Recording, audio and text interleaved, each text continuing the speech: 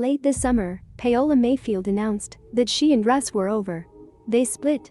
The mess didn't stop there, because the Mayfield suggested that they might not get divorced. Does that mean that they've worked things out and are getting along now? Of course not. Paola Mayfield is clapping back at her haters. She is also shading her quasi-husband, Russ, in the same breath. Take a look at what she had to say in this non-verbal but scathing TikTok. "When they called me a gold digger," she captioned a 9-second video, "but there was never gold to dig." The music choice was Stan, a classic Eminem song most impactful by engineering the word Stan as it is used today.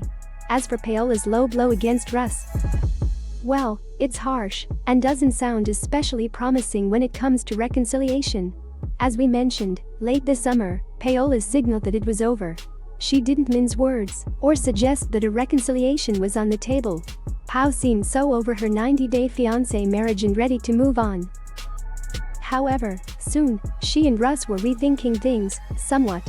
Paola's manager shared that the couple still respected each other. All evidence on social media to the contrary. However, Pao's manager acknowledged that the two had faced a number of relationship issues. One of these problems was that Russ lost his job last year. As a result, Paola was suddenly the family's sole breadwinner. Understandably, this new dynamic exacted a toll on their marriage and family.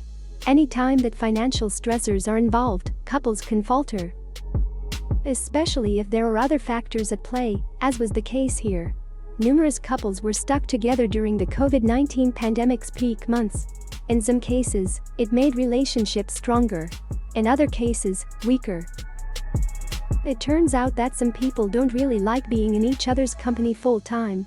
Paola and Russ weren't just stuck indoors together, they were in a particularly small space. An RV can be a small living space for one adult. 2 adults and a small child, well, there are reasons that houses exist.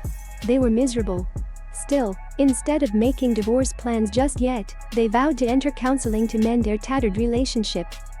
A couple of weeks after announcing that things were over, Pao posted a happy family photo. In it were Paola herself, Russ, and their 2-year-old son, Axel Mayfield. She thanked Russ for watching Axel while they worked.